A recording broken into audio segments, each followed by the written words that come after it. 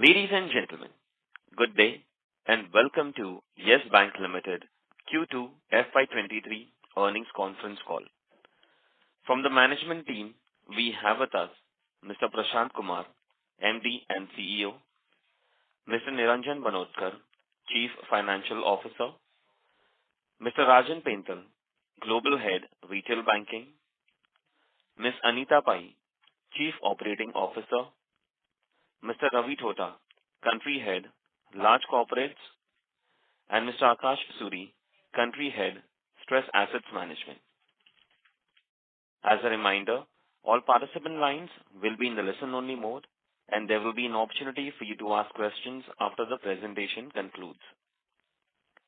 Should you need assistance during this conference call, please signal an operator by pressing star then 0 on your touchtone phone. Please note that this conference is being recorded. I now hand the conference over to Mr. Prashant Kumar. Thank you, and over to you, sir. Thank you for joining Yes Bank Q2 financial results call. At the outset, I would like to wish you and your families a very happy Deepavali and a prosperous new year. With me, I have the top management team of Yes Bank. I also realize that today is an earning heavy day for the banks, and in the interest of time, I will be only highlighting the key points for the quarter. As you are aware, that bank has signed an investment agreement with two marquee private equity investors, Carlyle and Advent, to invest 8,900 crores. We are awaiting regulatory approval and expect to receive the capital infusion in the Q3. The bank has chosen JC Flowers, a global distressed debt fund, to acquire an identified pool of 48,000 crores of a stress asset pool at a bid of 11,183, which is 135% of the carrying value on the balance sheet. Pursuant to expected closure in Q3 this year, this is said to be the largest sale of a stress asset in the domestic market. There have been multiple credit rating upgrades by CRISIL, ICRA, India Ratings and CARE. Now the bank has the highest short-term rating at A1+, and long-term rating has improved to A- with a positive outlook. Now, specifically coming to Q2 financial results, bank has reported an operating profit of 790 crores, which is 34% increase quarter-on-quarter and 17% increase on YOY basis on the back of NIM expansion of 20 basis point quarter-on-quarter and 40 basis point YOY, and improving cost to income ratio to 72.8. Our cost to assets have been stable at 2.6% in spite of inflationary pressures and higher technology spends. Bank has reported a net profit of 153 crores, which has been largely... There is some issue with the management line. Ladies and gentlemen, thank you for your patience. We have the line for the management reconnected. Sir, you may go ahead. Okay, sure. So I think I would just like to repeat briefly what we have spoken about the financial results. The bank has reported a operating profit of 790 crores, which is 34% increase quarter-on-quarter and 17% increase on YOY basis, on the back of NIM expansion of 20 basis point quarter-on-quarter and 40 basis point YOY, and improving cost to income ratio to 72.8. Our cost to assets have been stable at 2.6% in spite of inflationary pressures and higher technology spends. Bank has reported a net profit of 153 crores, largely impacted due to aging related provisioning requirement during Q2. The bank's pre-provisioning operating profit to asset is on track. However, any potential delay in expected recoveries may lower the expected FY23 ROA. Advances have grown by 11% YOY, of which retail has grown by 43%, SME 19%, mid-corporate 34%, and the corporate, there has been a degrowth of 18%. The bank expects the advances growth to track deposit growth. The mix between retail SME, mid-corporate, and corporate has further improved to 54% retail and SME, 12% mid-corporate, and 34% corporate. Retail advances are seeing good traction across home loans, vehicle loans, personal loans, and the bank is also looking to strengthen its gold loan and education loan portfolios.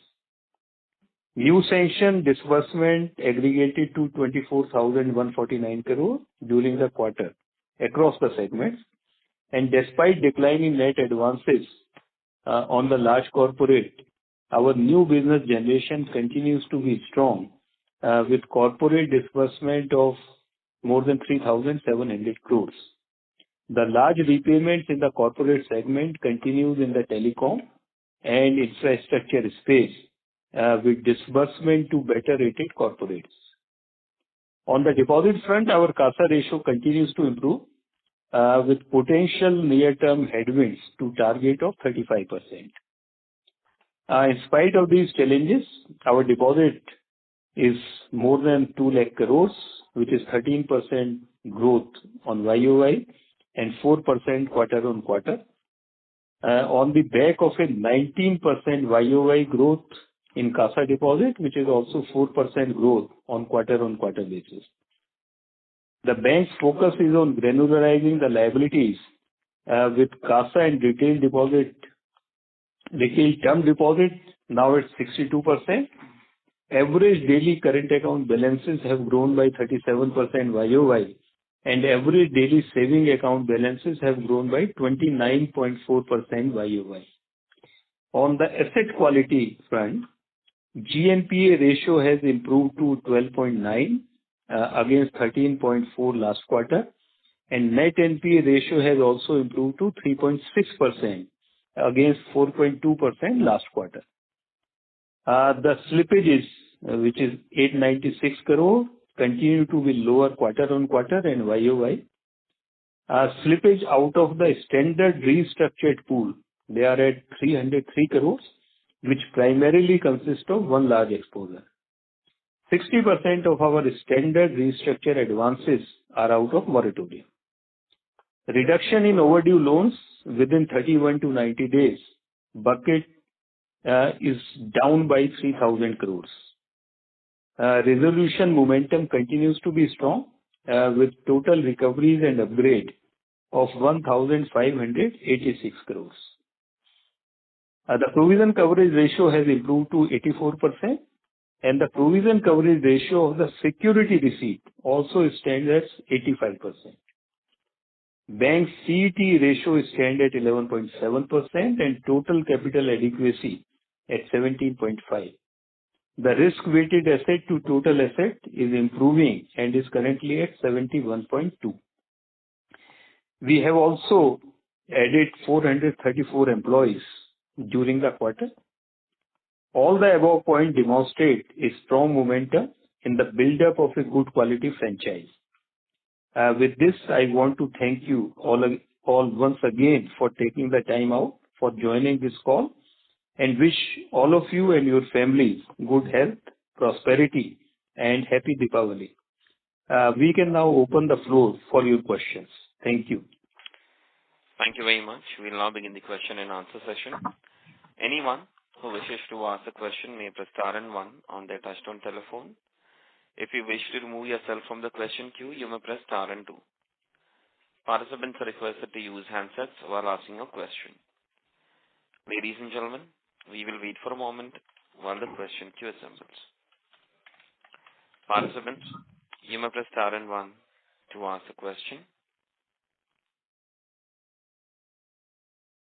The first question is from the line of MB Mahesh from Kotak Securities. Please go ahead. Hey, good afternoon, sir. Just a couple of questions just to clarify. what is now the timelines for the JC Flowers deal to get completed, and what are the steps are there? As well for the Carlyle and Advent Capital Infusion, what more steps are needed now? So in case of JC Flower, I think the timeline would be somewhere around the third week of November. And in case of equity raise, now the only RBI approval is awaited. And JC Flowers, when the transfer happens of JC Flowers, where do you see after that the gross and net NPLs to come in, even the current book that you have? Our gross NPA would be around 2%. Okay, and net NPA would be around 1%. And there will be no provisions that was needed at the time of transfer. Right. Okay. If you just kind of assume that based on the current progress of where the resolutions are happening, what is your expectations of credit costs for next year? Credit cost for the next year, you are saying? Next year, yeah. Because there's a combination between aging-related NPLs as well as resolutions that could potentially happen of that book. Where do you see credit costs heading for next year? So Mahesh, credit cost will be a function of also some of the recoveries that we will come through at a net level. We've had provision, non-tax provision to assets at about 40 to 50 basis points. I think we will possibly see it remain in the 50 to 60 basis point range. Okay. So is it fair to assume that now that you have addressed the asset quality and capital issues, now it is just a question of your ability to improve the margins? That's the only variable which is left, right? So the ability to improve margins. That's the only last final hurdle that is now left. So I would not be saying a hurdle. I would be saying this is the direction in which we are moving. Okay. And after taking care of all other issues, I think we are on the right track. Perfect. This is useful. Thanks a lot. Thank you. Thank you. The next question is from the line of Mahrukh Adjania from Nuvama. Please go ahead. Yeah, hello, sir. Congratulations. So there was some disturbance in my line. So sorry, could you share the credit cost guidance for next year or this year after the transfer? Sorry, if all things go well and as per the recoveries as per your assumptions. I missed that. That's why I'm asking again. Apologies. No, Mahrukh, we're not giving any guidance. Because clearly there are moving parts. What we indicated is that of 40 to 50 basis points is what was the provision credit cost that we have, non-tax provisions to assets as a ratio that's prevailing right now. Our expectation is that we should broadly be in the same range, maybe 50 to 60 basis points next year. That's our expectation. But please don't take that as a guidance because that's something we will also look at the start of next financial year. Got it. And so now some questions on operations. So you've also seen a 20 basis points QOQ margin expansion. Congratulations for that first. But how sustainable are these margins, say not only in the next half, but over the next 4 to 5 quarters? Because that immediate outlook is essential for anyone to take a bigger call on the sector. Not only on your stuff, but on the sector. So that, and in general, how do you think is the sector loan growth and your loan growth sustainable? Because it is defying global trends. So how long will we be in defiance? Is my next question. So Maru, on the loan growth, I think what we are seeing the industry loan growth around 18%, right? And you are rightly saying like this is defying the global the environment. And we also believe that if the financial institution started pricing the risk properly, and I think the ultimate objective also in terms of the monetary policy is also to have a control on the loan growth. I think then only the objectives would be achieved. So I think over a period of time, I think we would see this loan growth coming down. But at least as a bank, we believe that this is a time where instead of running after the top line growth, we need to optimize the balance sheet, and we see that we do the transaction at the right levels. Okay. So I think for us, loan growth has been 11%, but we are expecting that we would be in a position to be around 15% loan growth by the year end. But at the same time, there are two things. We are not going to compromise on the quality, and we will not do the transactions at a rate which does not make a commercial sense to us. Got it, sir. Sir, in terms of your own margins, any outlook? So currently we are at 2.6, and I think the way I have tried to articulate in terms of our strategy, I would not be seeing like margins would continue to improve 20 basis point every quarter in the current situation because of these issues in terms of rising interest rate scenario. But I think in terms of a good control on the slippage of the loans, okay, and also in terms of taking a conscious call of doing the transaction at the right pricing, we would be definitely seeing an improvement on the NIMs expansion going further, but not to that extent which we have seen in the current quarter. Got it, sir. Sir, but just in terms of deposit competition,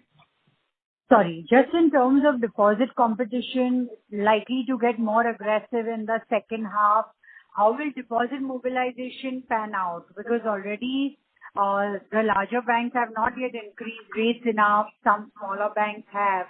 So if larger banks start increasing rates rapidly, how does deposit competition pan out? And then that impacts everyone's growth, right? No, I completely agree with you partially.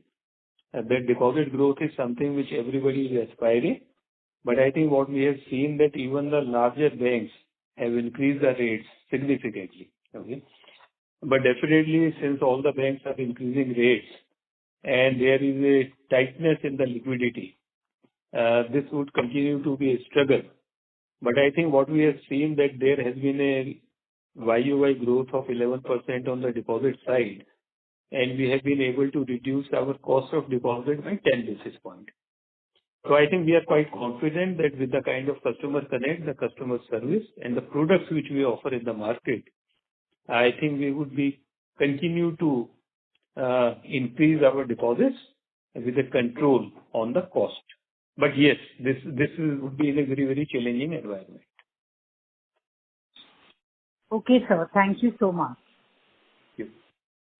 Thank you. Participants, you may press star and 1 to ask a question. The next question is from the line of Saurabh from JP Morgan Chase. Please go ahead. Sir, a few questions. First is, your slide 6 says it's a delay in resolution. Could you just give some color on what you're seeing? Is this around the ADAG account? The second is on your deposits, so we've seen a 14% quarter-on-quarter current account growth and a 2% degrowth in savings. So if you can talk about that as well. And the third question, sir, is on NIMs. So fair to say that your incremental margin, which is being generated at the bank, should be hopefully closer to the 3.2-3.5% mark versus the 2.6% that you are today. So these are the questions, sir. Thank you. So I think to your first question in terms of delay in the recovery, because there is always a timing issue. Okay, some of the recoveries, if we are expecting within the current financial year, if that is spilled over to the first quarter or second quarter of next financial year, so we were talking about that kind of thing. And if those expected recoveries happen as per our estimate in the current financial year, then there is no issue, but there are always uncertainties around it. The second part... One large account or just a few accounts? So this is only one large account? Mainly one large account, but I think it's a moving part because there have been a number of levels at which the resolutions and the recoveries happen. And sometimes there have been delays in terms of the legal decisions, legal issues, and also in terms of actually money hitting into your balance sheet. So we were only talking about this, but if all the recoveries, expected recoveries, happens as per our expectations, then there is no issue. But definitely this is one area where you can't be 100% sure. Okay, that's why we were talking about that part. The second question in terms of the NIMs. So I think NIMs, we would continue to work in terms of expanding the NIMs, but reaching to 3.2 or 3.5 is still, I think, some time away. And in the current situation where because of the rising interest rate scenario, I think it would be a continuous challenge, but we would be improving our NIM quarter on quarter. No, sir, I was asking the incremental business that you're generating at the bank, what will be the incremental margin on the business that you're generating? So Saurabh, if you look at actually our net interest margins today, and because I think this will require a little bit of a context. So there is let's say the drag that we get from the NPAs. If you actually adjust for that, so I'm just giving you a number where if you look at a yield on advances of about 8.5%. You adjust for the NPAs, the standard advances book is already operating at about 9.5%, right? So the loan spreads that we are actually running on the stock of the performing book and what we are also doing incrementally is actually quite commensurate. So we've not seen a significant differential. What we are seeing is that our drag of NPAs is coming down. In the recent times, we have also seen deposit rates also pick up a little bit in the recent times. So incrementally, I am matching let's say the loan spreads on the stock of book. Let's say the run rate for the last 9 to 12 months actually was we were expanding that, which is broadly compressed at this point in time. But our endeavor is that we will want that to continue to expand as we go along. Tiding over this, current, I would say, tight liquidity situation. Okay. So fair to say that once the capital raise comes, so between the capital raise and then the rate you get, at least on the borrowing side, that will be the bigger driver, at least from a near term perspective. Sorry, Saurabh, I missed the last question. You think after the capital raise? And any, upgrade that you get on your borrowing, any reduction you get, idiosyncratic reduction you get on your borrowing cost, that will be the driver of your incremental spread? No, so it is going to be a function of continuing to improve also the mix of your deposits. So for example, for the last, let's say, 2 quarters, we are at about 30 to 31% of CASA ratio. I think there is no magic pill here. I think it's a very execution focused work of getting the 31% improved to 40% plus, number one. And number two is that at the end of the day, how do we see the loan spreads actually expanding? As I mentioned earlier, that our loan spreads were actually expanding. It's only briefly given the way the rates have reacted immediately. We've kind of seen some amount of, I would say, slight contraction in the loan spreads, but we expect that should start expanding again because we will want to keep expanding the loan spreads as we go along from here on. The only point I made is that right now we are going through a little bit of an aberration in the external environment because of some of the liquidity tightness and the way rates have actually moved up in a very short period of time. Okay. And lastly, just on this 14% quarter-on-quarter current account, what will explain that? No, I think current account is one part. There, I think we are continuously working, and we would be seeing either the similar or a better growth on the current account balances. Because if you have seen, even our average current account balances are doing very well, and the kind of the customers in terms of the solutions which we provide, I think we would continue to get better current account balances. So this is not a period. I mean, there's no one-off in this current account. No one-off. I think this is a very, very sustained. I think the momentum for us, which would continue to improve. In fact, if you also look at, let's say, the average balances, Saurabh, and we're talking about actually daily average balances, even those have grown by 38% on a year-on-year basis. Yeah. Great. Thank you. Thank you, guys. I'm happy to answer. Thank you. Thank you. Next question is from the line of Hardik Shah from Goldman Sachs. Please go ahead. Yeah, hi. Thanks. This is Rahul here, and good evening, everyone. A couple of questions. First is it possible to know the retail deposit mix within the term deposits that we have, in case I've missed out? So within the term deposits, the less than 2 crores book that we have is about 31%, Rahul. Understood. Got it. Understood. Thanks. And the borrowing costs that we have on an incremental basis, due to the ratings upgrade, have you seen any potential benefit playing out? And even on the stock of, let's say, borrowings, et cetera, or, the wholesale deposits, if the benefit already hasn't played out, then by when do you expect that benefit to start playing out? So Rahul, see, I mean, in terms of the borrowing, I think we have to look at the progress and the improvements that we've seen in the ratings, and also a very significant, I would say, liquidity tightening and increase in interest rates. I think the pace at which the external environment has actually evolved has been very fast, right? So I mean, there is a very difficult one-on-one correlation to establish in terms of how can I demonstrate an increase in the spreads. What we can definitely see is that our deposit growth ability to access deposits continues to improve. What we are trying to focus on is relative deposit rates relative to competition. I think we are quite confident about that. Yes, liquidity has tightened, but I think we will continue to work on that. Our access, let's say, to long-term lines, let's say for refinancing, for example, I think continues to be quite strong. In fact, let's say in September quarter, we've looked at refinancing borrowings in the range of about 3,500 crores, and we are talking about 3-4 year money as well, where we've actually raised. So, what I can definitely say is there is no constraint that we've seen. We continue to see improving pricing relative to what we were about 6 to 12 months back. But I think you also have to juxtapose the recent, I would say, increase in rates and the liquidity tightening position. Got it. So then, but normally the advantage of the rating upgrade in the pricing always happens when there is a normal situation on the liquidity, or when the situation would move towards the normal liquidity. I think in the current times, it is more about the access to liquidity rather than the pricing. Understood. That's helpful, sir and Niranjan.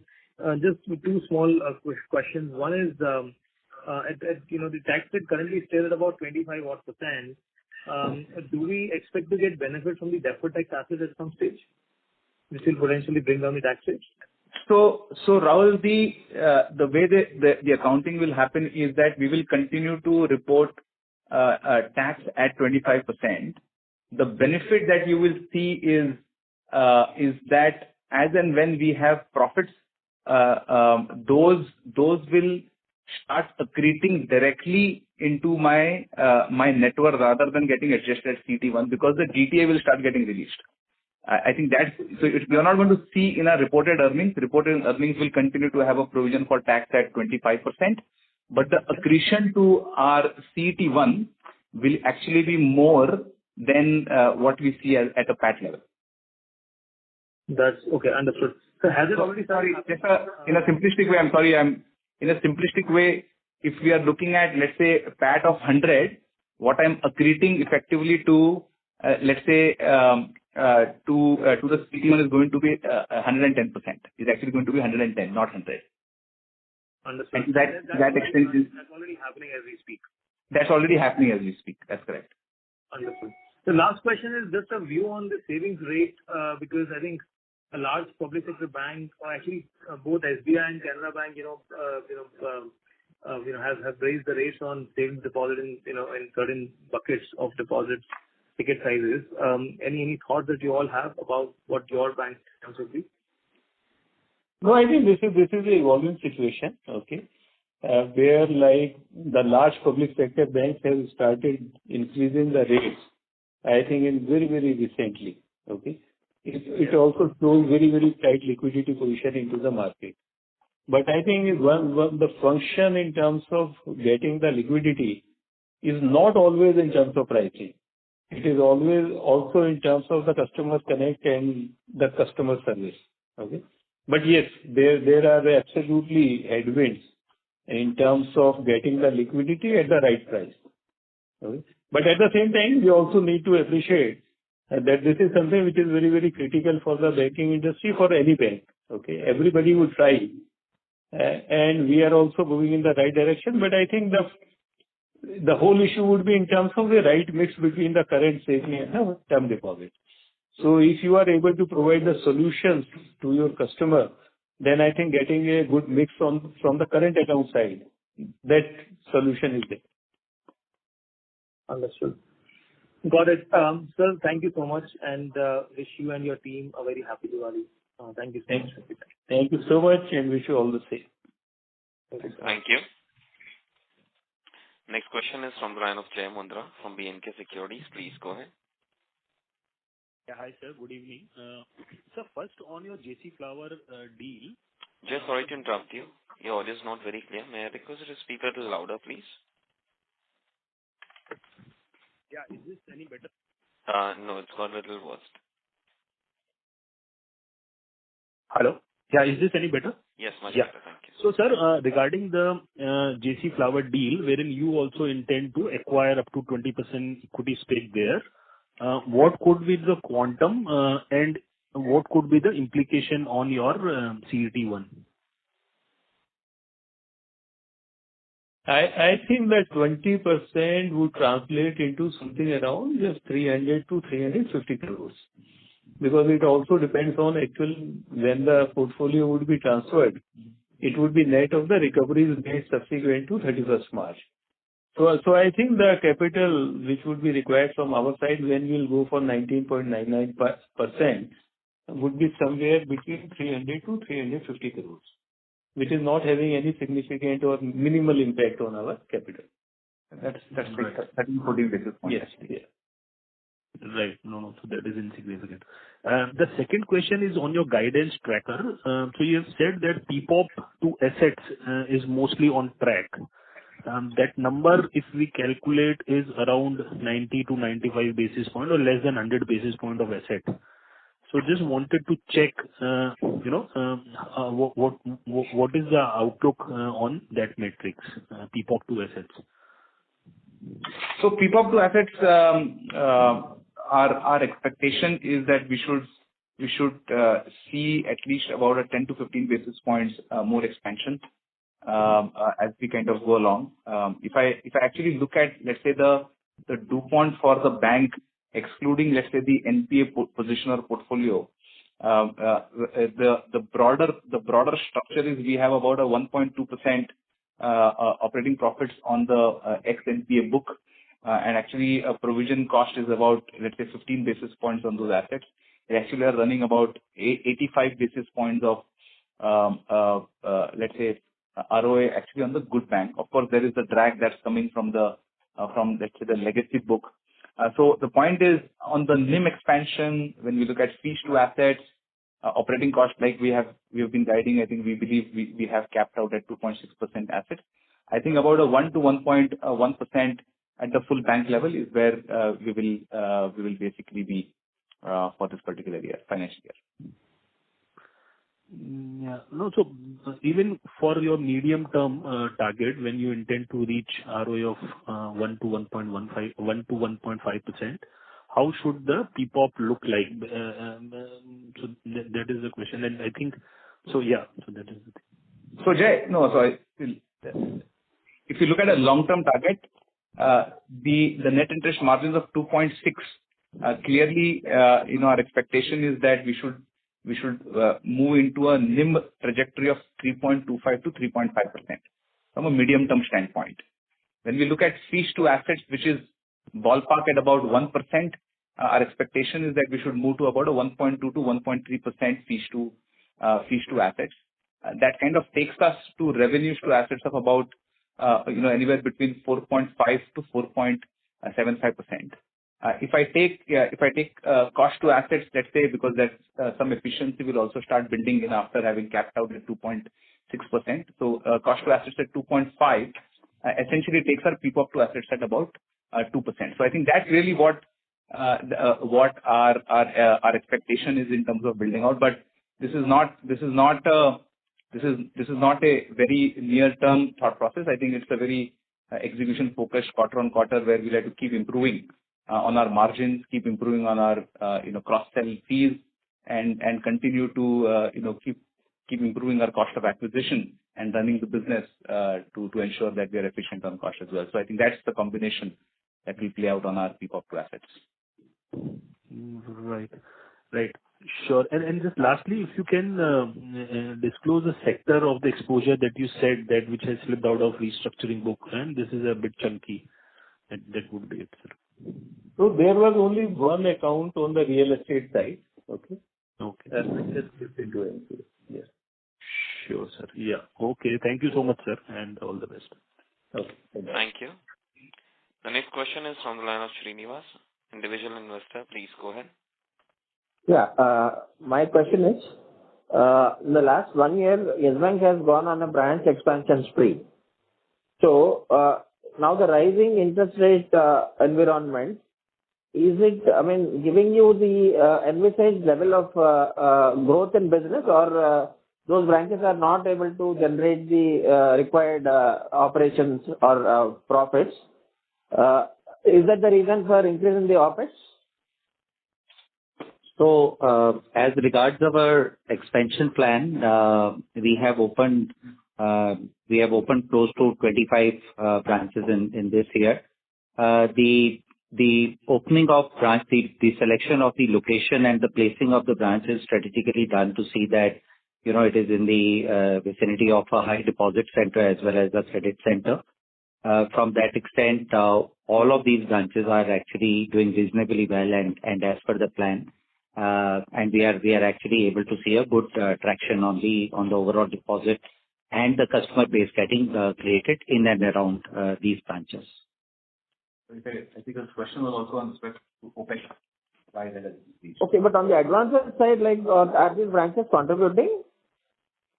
So as I said, most of these branches, we are not only going with the deposit center, we are also evaluating a good credit market in and around that market, and hence on day one, these branches are operational on both deposit as well as on the asset generation, from as far as SME as well as on the retail. And the size of these branches typically are actually not very large branches, but in high potential areas, which can give us enough and more customers. Okay. So my second question is actually, there is significant increase in the provisioning in this quarter.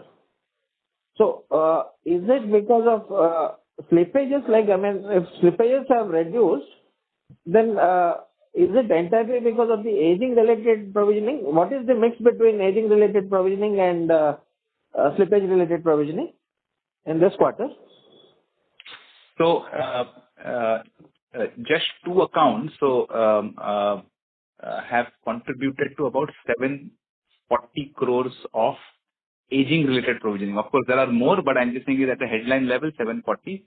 If you look at our net provisioning that we've had, that's about 570 crores. So clearly, more than 100% is actually coming in from the aging related. I think the rest is all getting utilized. But if you see on the gross basis, the slippage provisioning is only 10% of the total provisioning. On the gross basis. Okay, and as a sequel to this query, next quarter, because entire NPAs will be moving out from Yes Bank, can we assume that the provisioning will be significantly lower in Q3?